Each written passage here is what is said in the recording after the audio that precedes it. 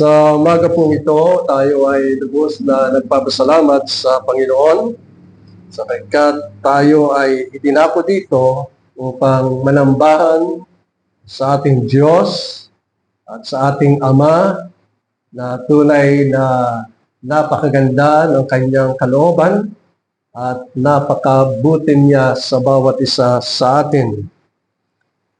At nais ko pong basahin ang ilang o buong kapitulo ng Genesis kapitulo 6.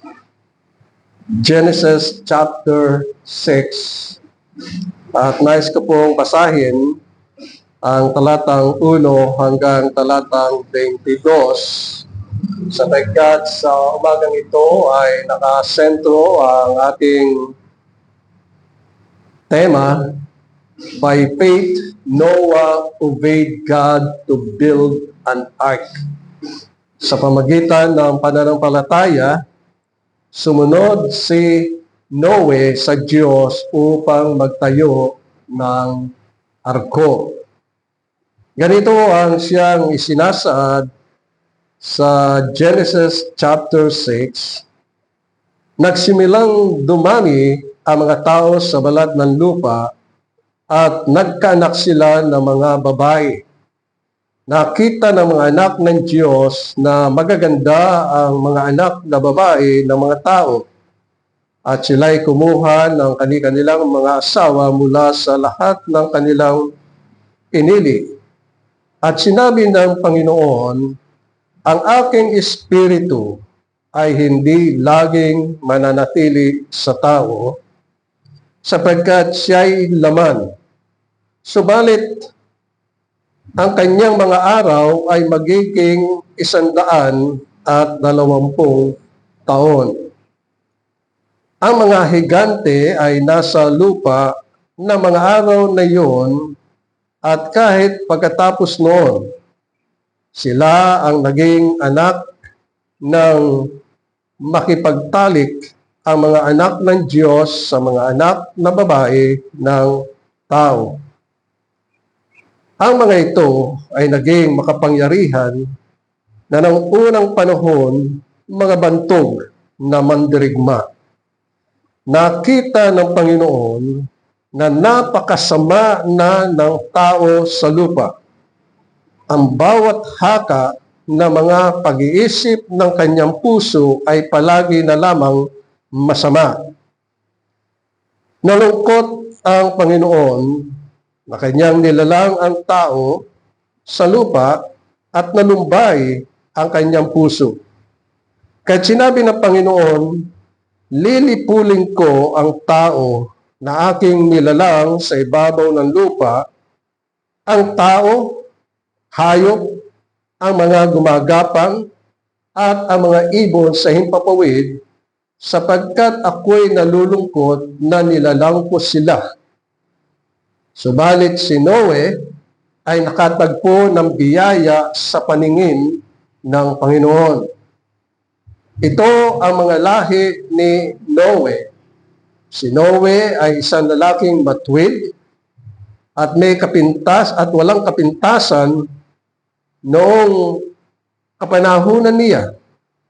Si Noe ay lumakad na kasama ng Diyos.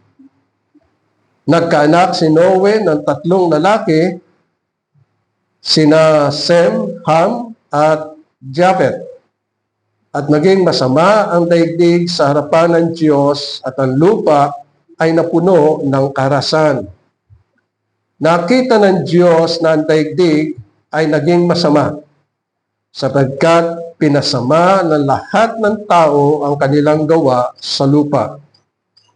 Sinabi ng Diyos kay Noe, ipinasya ko na wakasan ang lahat ng laman sapagkat ang lupa ay napuno ng kaharasan nila. Ngayon, sila ay aking lilipuling kasama ng lupa. Gumawa ka ng isang daong na yari sa kahoy na gopher. Gumawa ka ng mga silid sa daong at pahiran mo ito ng alikitran sa loob at labas. Gagawin mo ito sa ganitong paraan. Ang haba ng sasakyan ay 300 siko at ang luwang ay 50 siko at ang taas ay 30 siko. Gagawa ka ng isang bintana sa sasakyan at tatapusin mo ito ng isang siko sa dakong itaas. Ilalagay mo ang pintuan ng sasakyan sa kanyang tagiliran.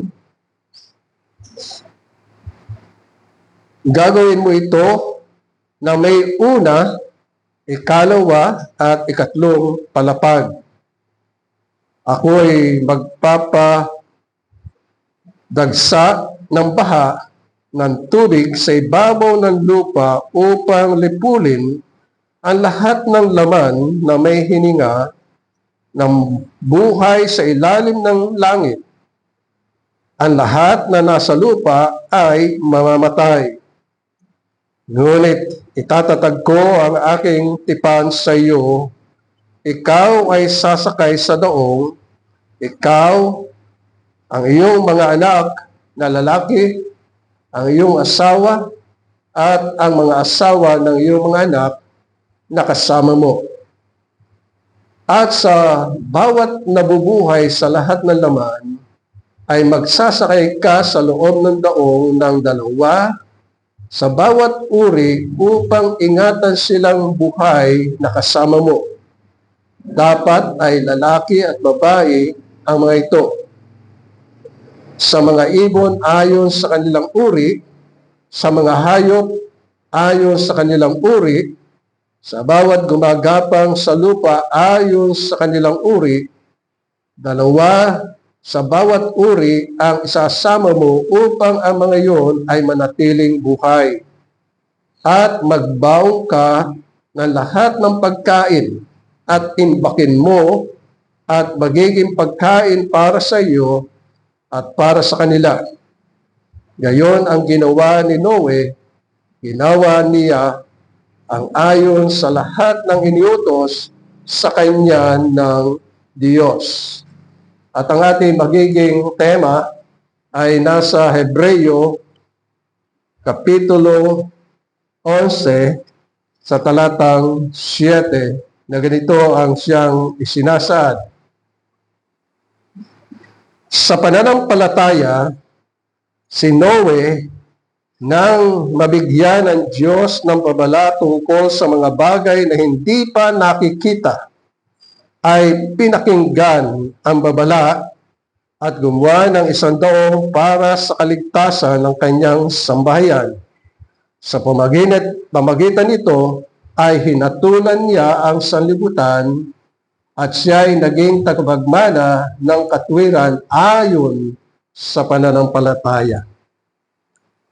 Maminamahal, tunay na ating makikita ang isang matuwid na lalaki, isang walang kapintasan sa kanyang kapanahunan, at ito ay si Noe, sapagkat siya ay lumalakad na kasama ang Diyos. Sapagkat si Noe ay nasumpungan ng Diyos at siya ay naging kalugod-lugod sa harapan ng Panginoon. Kaya nga sinasabi din dito na si Noe ay nakatagpo ng biyaya sa paningin ng Diyos. Kaya't ang ating tema sa mensahe ngayong umaga ay by faith Noah obeyed God to build an ark. At tulad ng binanggit natin sa Hebreyo, sa pamagitan ng pananampalataya, pinakinggan ni Noah ang tinig ng Diyos at siya'y sumunod at kanyang ginawa na itayo ang arko, sapagkat ang sinabi ng Panginoon ay magkakaroon ng baha. Tunay mga minamahal na ang pananampalataya ay napakahalaga. Sapagkat ang pananampalataya ay kaloob ng Diyos sa kanyang mga sinisinta, sa kanyang iniibig, sa kanyang pinagmamalasakitan, sa kanyang hinirang, sa kanyang pinili bago pa itatag ang sanlibutan upang kanyang angkupin na sila'y maging kanyang mga anak.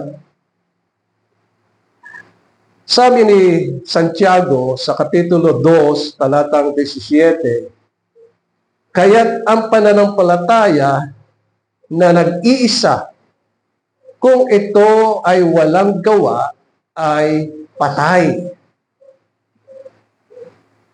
Yung pananampalataya, minsan maraming siyang nakakarinig na sila'y may pananampalataya, pero kung tutuusin natin, ang mga pananampalatayang yun ay patay.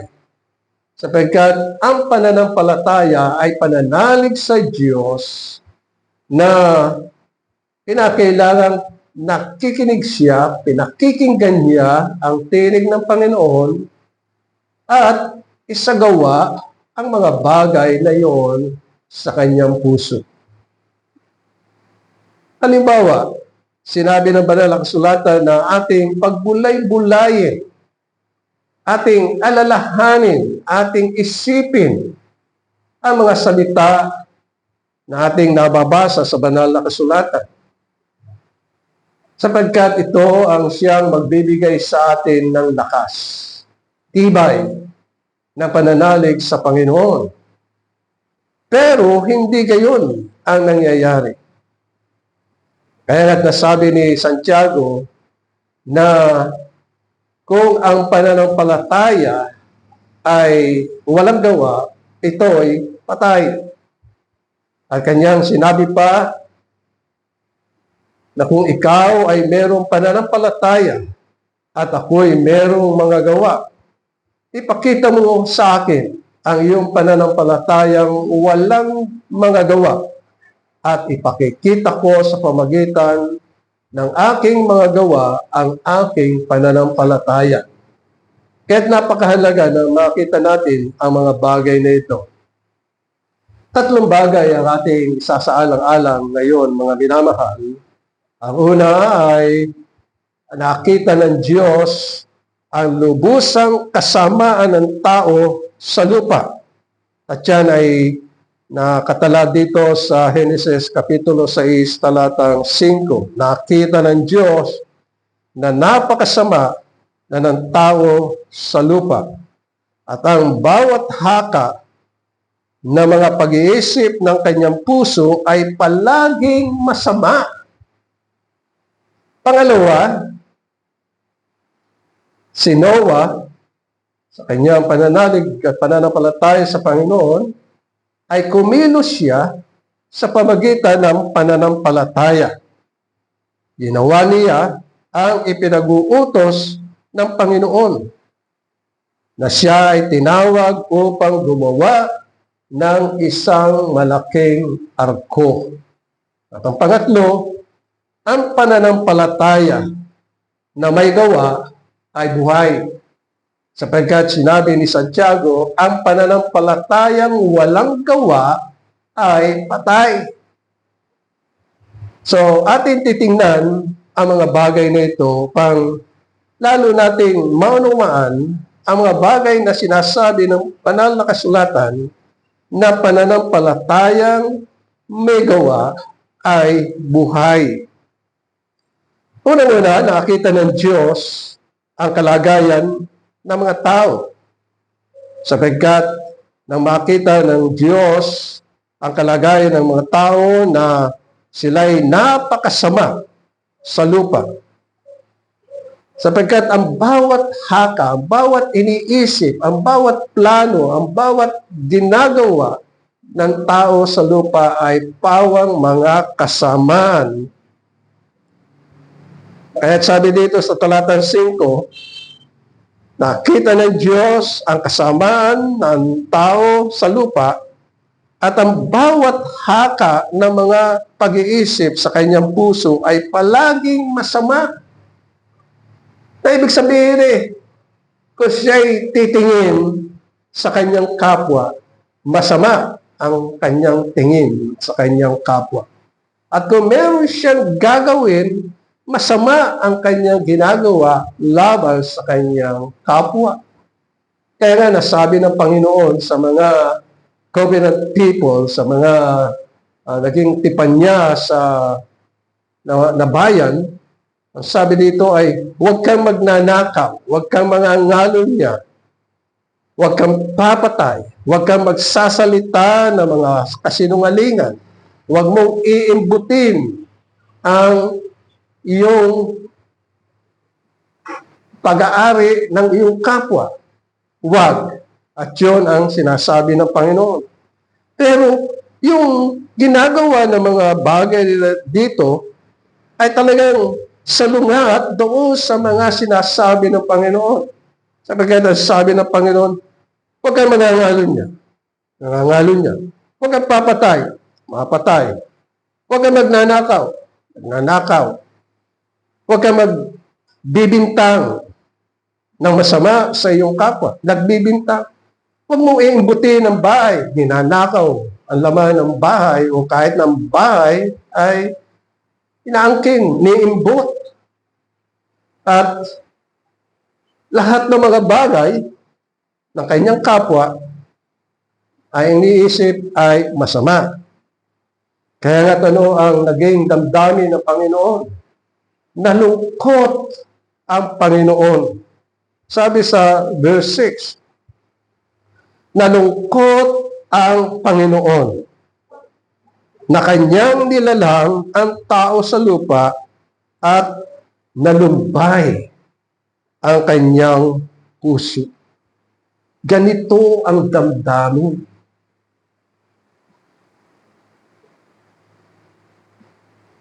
ng Panginoon sa kanyang nakita sa tao. Kaya't iisa lamang upang tigilin ang ginagawa ng mga tao, upang maputol na at mawala na ang kasalanan. Sabi niya, lilipulin ko sila. Sabi niya, wawakasan ko ang kanilang mga buhay. Tulad na sinasabi sa talatang 13, at sinabi ng Diyos kay Noe, ipinasya ko, it is my decision, it is my power to destroy man. Bakit?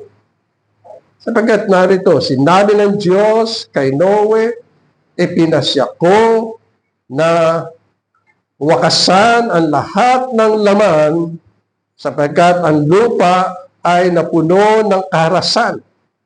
Ngayon sila ay aking lilipuling kasama ng lupa. Kaya dito mga minamahal ay nagpapahayag kung paano yung kalungkutan na dumating sa puso ng Diyos.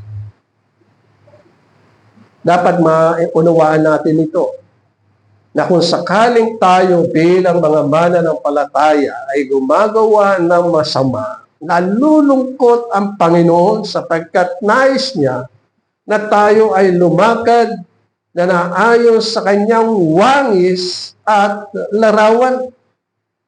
Ano ang wangis at larawan na ninanais niya sa mga mananampalataya? Kabanalan. Sabi nga ni Pedro, ang Diyos ay banal, lumakad tayong banal. Lumakad tayo na naayon sa kanyang kalooban. At dito ay tinutukoy, ang pangalawa ay katwiran, righteousness. sapagkat tayo'y naging righteous. Not because of ourselves. Hindi dahil lang sa meron tayong mga ginawa. Hindi yun. Kundi sa pamagitan ng ating Panginoong Jesucristo, sapagkat yung ating kasamaan, yung ating kasalanan, yung ating pagsalansang sa Diyos, sa Kanyang mga kautusan, ay kinuha sa atin. It was transferred to the Lord Jesus Christ. Inako yung ating kasalanan, yung ating pagiging masungit, yung ating pagiging masama, yung ating pagnanakaw, yung ating mga pag-iimbot. Kinuha ng Panginoon yun. Everything na masama sa atin, kinuha ng Panginoon at iniligay sa Panginoong Jesucristo. Kaya pinasan ng Panginoon ang ating mga kasalanan. At doon sa krus sa Kalbaryo, siya ay namatay sapagkat ang kabayaran ng kasalanan ay kamatayan. Kinakailangang mamatay ang sinumang gumagawa ng kasalanan. So, ang ginawa ng Panginoon, ang ibinigay sa atin ay katwiran. So, righteousness was imputed to us. Inari tayong ganap ng Panginoon. Hindi dahil sa ating mga gawa, walang kinalaman sapagkat ang biyaya, ibig sabihin, unmerited favor, wala tayong ginawa, pero sa biyaya ng Diyos, tayo'y naligtas sa pamagitan ng pananampalataya. Kaya nga may pananampalataya ang mga mananampalataya sapagkat meron silang kaalaman. Yan ang bunga ng pananampalataya. Meron siyang kaalaman kung paano na ang Panginoong Jesucristo ay gumawa sa kanyang buhay. Kaya sabi sa Efeso, ay tayo ang pinakamahusay na gawa ng Diyos sa pamagitan ng Panginoong Jesucristo. Bakit? Sapagkat dati, ang puso natin ay bato. Napakatigas. Pero, pinalitan ito ng Diyos ng pusong laman upang makapaglingkod tayo sa Kanya. At gayon ang siyang tinutukoy sa banal na kasulatan. At ganito ang karanasan ni Noe na nakatagpo ng biyaya sa paningin ng Diyos. So inibig ng Diyos, binigyan ng halaga si Noe. Dahilan sa ito ang kapasyahan ng Diyos. Inibig. Naging maghiliw ang Diyos kay Noe. At sinabi niya kay Noe ang kanyang plano. Sabi niya sa talatang 13, at sinabi ng Diyos kay Noe, ipinasya ko, inausap ng Diyos si Noe sa kanyang espiritu o sa kanyang kaluluwa. Kasi ang kaluluwa at espiritu ay parehong ginagamit sa banal na kasulatan. Sapagkat ang tao ay dalawa lamang ang nature. Meron siyang katawan at meron siyang kaluluwa. At kung minsan, makikita natin na ang mga mananampalataya ay tinatawag na sila'y espiritu na may katawan. At yun ang siyang tinutukoy sa Hebreo. O kaya nga, sinabi ng Diyos kay Noe, ipinasya ko. It is my decision na wakasan ang lahat ng laman sapagkat ang lupa ay puno ng kaharasan nila. Ngayon, sila ay aking lilipulin kasama ng lupa. Tinukoy ng Panginoon yung kanyang pagkamuhi sa kasalanan. Na minamahal, kung ating titingnan, dito pa lang ay pinapahayag ng Panginoon ang pagkamuhi niya sa kasalanan. Ayaw niya ng kasalanan. Kaya nga dito ay makita natin dahilan sa kasalanan ay lilipulin niya ang lahat ng nilalang sa ibabaw ng lupa. Kaya kung ating titingnan ang ginawa ng ating Panginoong Hesukristo ay siya'y gumawa ng isang judgment doon sa krus sa Kalbaryo. Siya'y namatay at kanyang tinubos ang lahat ng mga mananampalataya o kanyang mga pinili at mga hinirang. Iyon ang kanyang judgment. Lahat ng kanyang pinili, lahat ng kanyang mga hinirang ay may buhay na walang hanggan.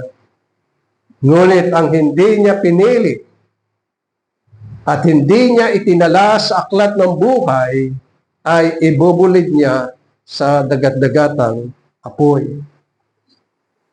At yun ay final judgment in the future. At ang sabi sa Revelation chapter 20 verse 11, at nakita ko ang isang malaking tronong puti at ang nakaupo roon at ang lupa at ang langit ay tumakas sa kanyang harapan at walang natagpo ang lugar para sa kanila. At nakita ko ang mga patay, mga dakila, at mga hamak na nakatayo sa harapan ng trono at binuksan ang mga aklat. Binuksan din ang isa pang aklat, ang aklat ng buhay. At ang mga patay ay hinatulan ayon sa kanilang mga gawa, ayon sa nakatala sa mga aklat.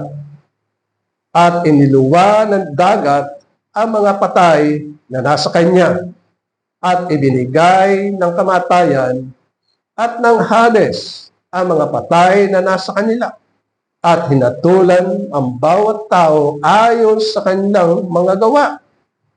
Ang kamatayan at ang Hades ay itinapon sa lawang ng apoy.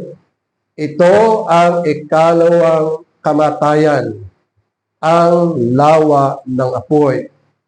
At ang sinumang hindi natagpuang nakasulat sa aklat ng buhay ay itinapon sa lawa ng apoy.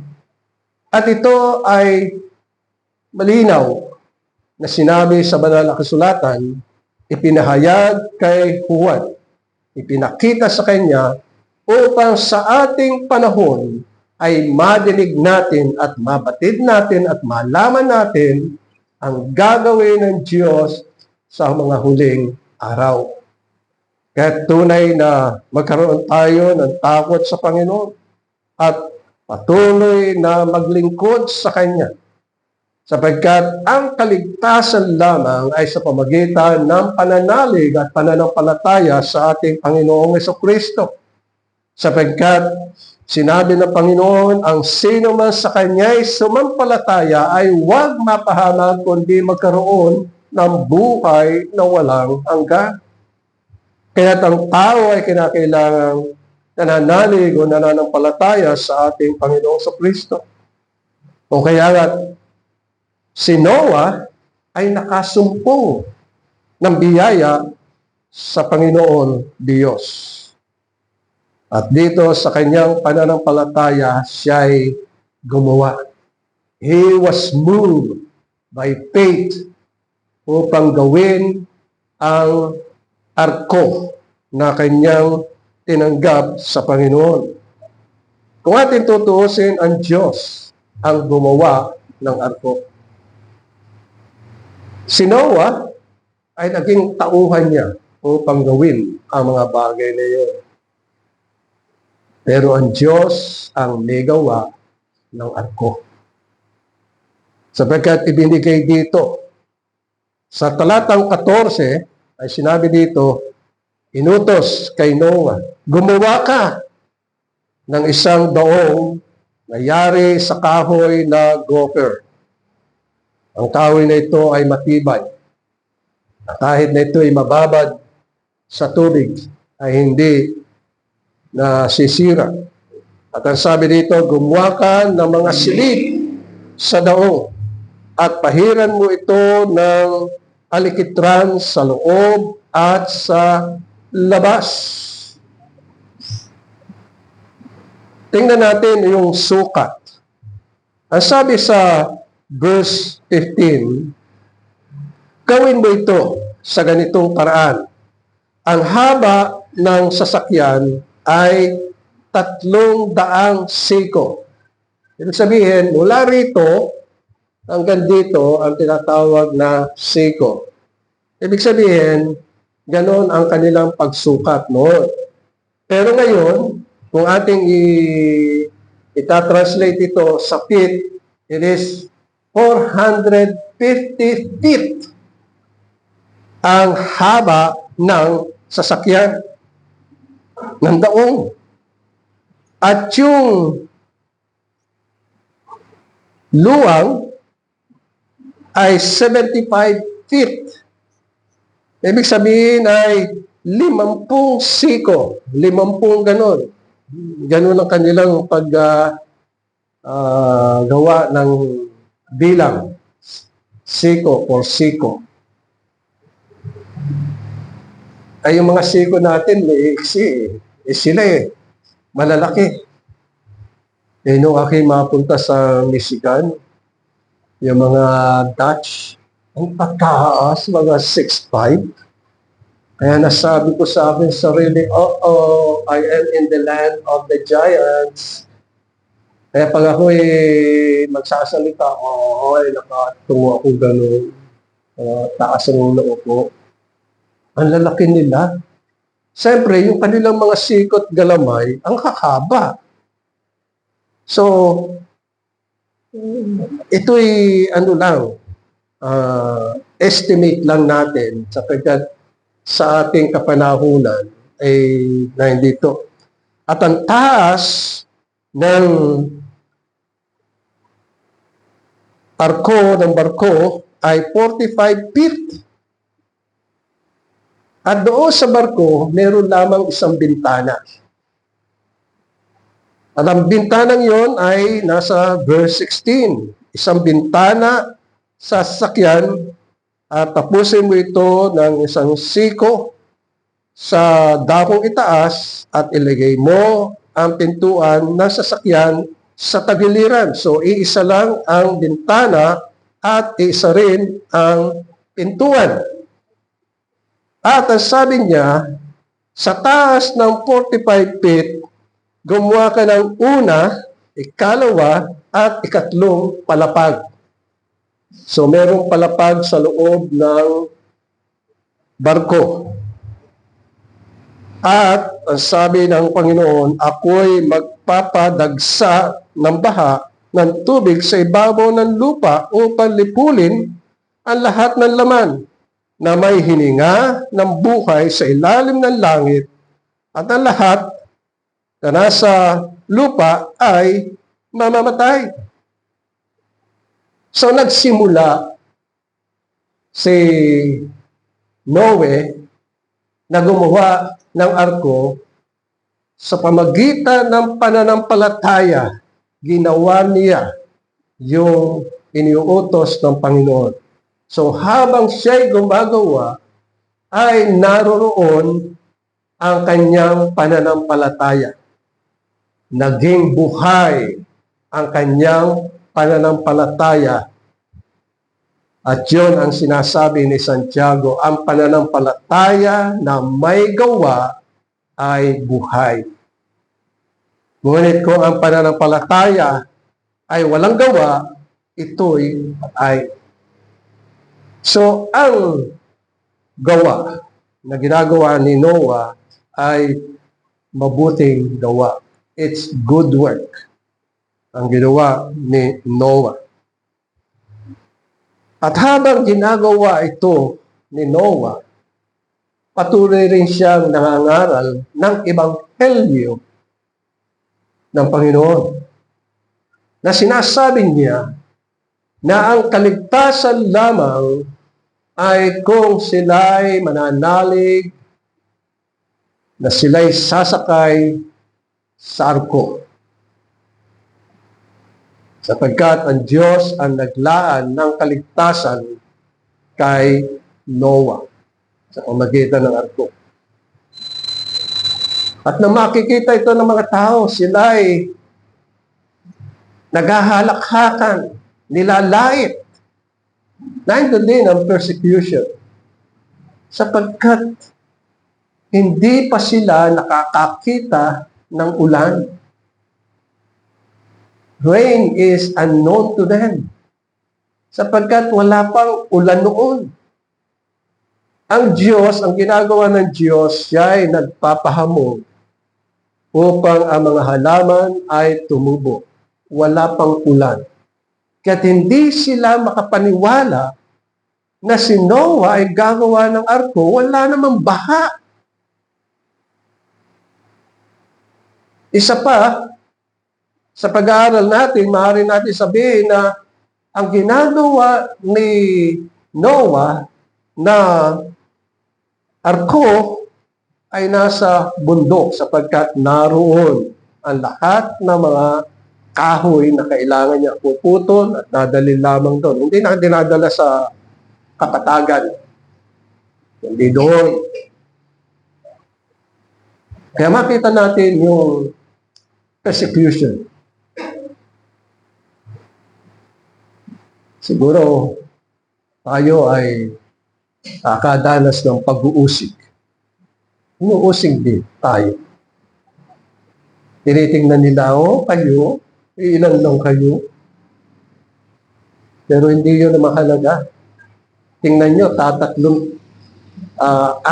lamang sila na gumagawa at yung mga kababaihan ay tumutulong para magluto at magpakain sa kanila. Sino ang mga kasama ni Noe? Siya, si Sem, si Ham, at si Jebel. Natapos ang daong sa loob ng 120 years. Ganong katagal ang paggawa ni Noah ng arko. Isang buhay ng tao. 120 years. At sa loob ng 120 years, patuloy ang pangaral ni Noah ng Ebanghelyo ng ating Panginoong Jesucristo. Ngunit nakakalungkot, sa loob ng mahabang panahon, walang nanampalataya liban sa kanyang sambahayan. Kaya nang dumating ang baha. At noong isara ng Panginoon ang pintuan ng arko, lahat ng nilalang sa lupa ay nalagas. Winasak ng Diyos. Napuot ang Diyos sa kanilang mga ginawa. Ang Diyos ay napupuot. Kung ating titingnan ang Roma, Kapitulo 1, talatang 18, makikita natin doon, ang puot ng Diyos ay nahayag sa lahat ng kasamaan na ginagawa ng tao. O kaya nga makikita natin dito mga minamahal, o papaano na ang Diyos kahit noon pa sa simula ay nagagalit at napupuot sa kasalanan sapagkat ang mga bagay na ito ay kasamaan sa kanyang harapan. Ito ang ikinalulungkot ng Diyos. Kasi nilalang sila ayon sa huwangis at larawan ng Diyos. Kaya makikita natin sa Genesis plano ng Panginoon, gumawa tayo ayon sa ating larawan, ayon sa ating huwangis, at sila'y gumawa. Si Adan. At masusumpungan natin, sa kabila noon, ang nalaglag sa pagkakasala, si Adan at si Eva. At ang lahat ay nagkasala sapagkat ang lahi ay nagmula kay Adan.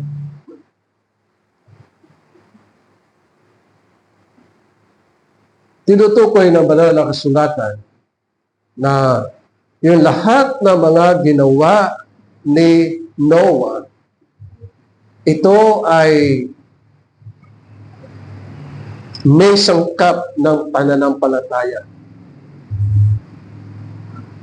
Na sinasabi dito, siya'y nanalig sa Panginoon. Tulad ng sinasabi sa Hebreo, Kapitulo 11, talatang 7, na siya ay matapat na sumunod sa Panginoon. Kahit nais kong muling basahin yung talatang yun nasa sa Hebreo, Kapitulo 11. Ang sabi dito sa talatang 7, sa pamagitan ng pananampalataya, si Noe nang mabigyan ng Diyos ng babala tungkol sa mga bagay na hindi pa nakikita, ay pinakinggan ang babala at gumawa ng 100 para sa kaligtasan ng kanyang sambahayan. Sa pamagitan nito ay hinatulan niya ang sanlibutan at siya ay naging tagapagmana ng katwiran ayon sa pananampalataya. Ang pangatlo na kinakailangan makita natin, mga minamahal, ay yung ang pananampalatayang ito ni Noah ay buhay.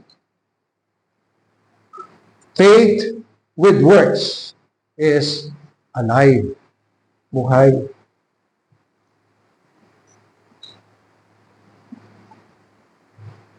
Tingnan natin ang mga bagay na ginawa ni Noah. Sabi dito sa talatang 7, ang Diyos ang siyang nagbigay kay Noah ng babala. Ang babalang yun ay kanyang wawasakin.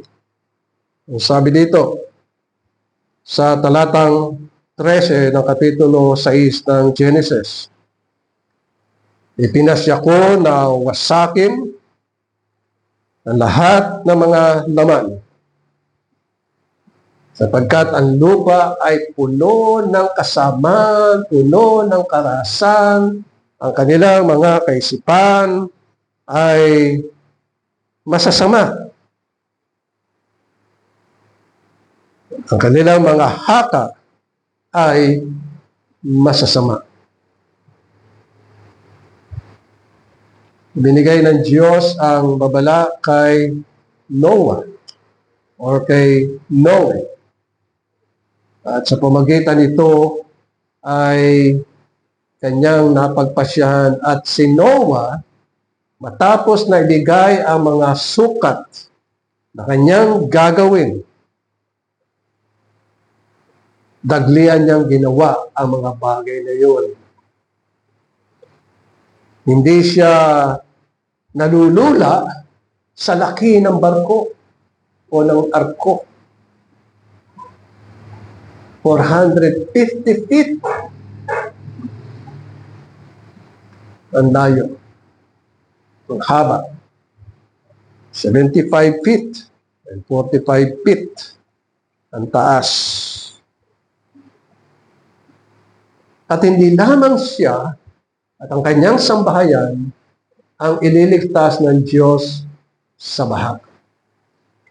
Kundi kahit na ang lahat ng mga may buhay, ang sabi dito sa talatang 19, ang sabi dito, at sa bawat nabubuhay sa lahat ng laman ay magsasakay ka sa loob ng daong ng dalawa ng bawat uri upang maingatan silang buhay na kasama mo. Dapat ay lalaki at babae ang mga ito.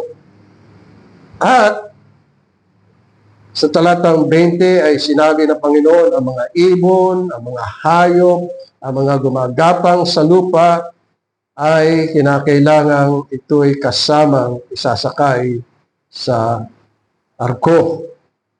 At ang bili ng Panginoon, magbaong ka ng lahat ng pagkain. Imbakin mo at magiging pagkain para sa iyo at para sa kanila na mga hayop. At naging masunurin si Noah. Matyaga. Kanyang ginampanan. Biro nyo, 120 years na kanyang ginawa. Ang daon, araw-gabi, siguro pagpagod na, sakalang magpapahinga, kinabukasan, maglalagari na naman sila, magtatabas na naman ng mga kahoy. Ang mga kahoy, ginagawang tabla, mga poste, at ito'y kanyang pinagpukpong-upong. Maaaring wala pang pako nung araw, ngunit marunong siyang magduktong. At yung pinakapako noon ay yung mga kahoy din na bilog na mahaba. At ginawa niya yun. Magtiyaga siya. Araw-araw. For 120 years, hindi siya napapagod. Bakit? Sapagkat binibigyan siya ng lakas ng Panginoon. Lagi nating alalahanin, ang lakas ay galing sa Panginoon. Naalala niyo si Samson?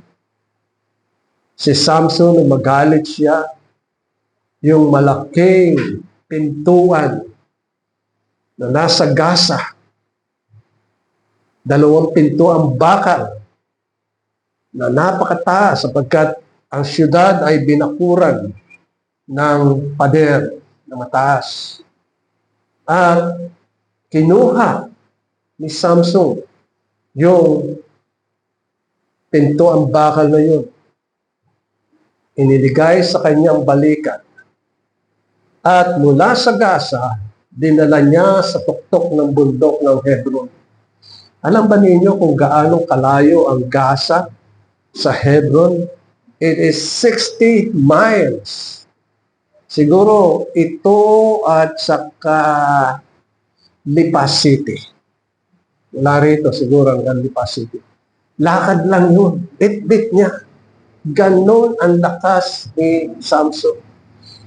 At sino nagbigay ng lakas? Ang Panginoon. Sapagkat ang Espiritu ng Diyos ay sumasakay Samson. Ganon mga minamahal. Tayo ay tinawag ng Panginoon sa panahong ito upang patuloy na maglingkod at siya ang magbibigay lakas at kalusugan sa atin hanggang sa matapos natin ang ating takbuhin dito sa ibabaw ng lupa. Gawin natin yung kanyang mga pinag-uutos. Sabi sa Revelation, ang may pandinig ay makinig sa sinasabi ng Espiritu. Ang banal na Espiritu ay pinagkaloob sa atin. Siya ay sumasa atin. At siya nangungusap sa ating Espiritu o sa ating kaluluwa upang gawin ang mga bagay na kailangan upang yung ating pananampalatayang tinanggap sa Panginoon ay maging buhay. Tunay na ang ginawa ni Noah, isang pananampalatayang may gawa, buhay, at ginawa niya mga bagay na yun. Tayo, mga minamahal, sa ating kapanahunan, maging matapat tayo sa Panginoon. Huwag nating kalilimutan na bawat sandali ay magpasalamat tayo sa Kanya. Sa kalusugan, sa kalakasan, at maging sa ating mga tinatanggap na kaloob mula sa Diyos, magpasalamat tayo. Magpuri tayo. Yon ay pinagkaloob sa atin sapagkat gusto ng Panginoon. Hindi yon ipinagkaloob sa inyo dahil lang sa gusto ninyo. Kaya nga nasabi ni Pope, ang Diyos ang nagkaloob, ang Diyos ang siyang mag-aayos din. Yan ang lagi nating tatandaan. Ngunit sa harapan ng Panginoon, tayo maging matapat. Patuloy tayong maglingkod sa Kanya.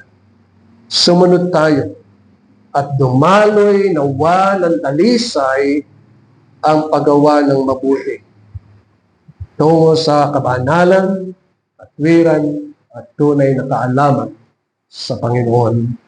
Amen. Maraming salamat, o aming Diyos at aming Ama, sa mga salita mo na aming napag-aralan. Pagpalain mo po ito sa aming mga puso, sa pangalan ni Jesus. Amen.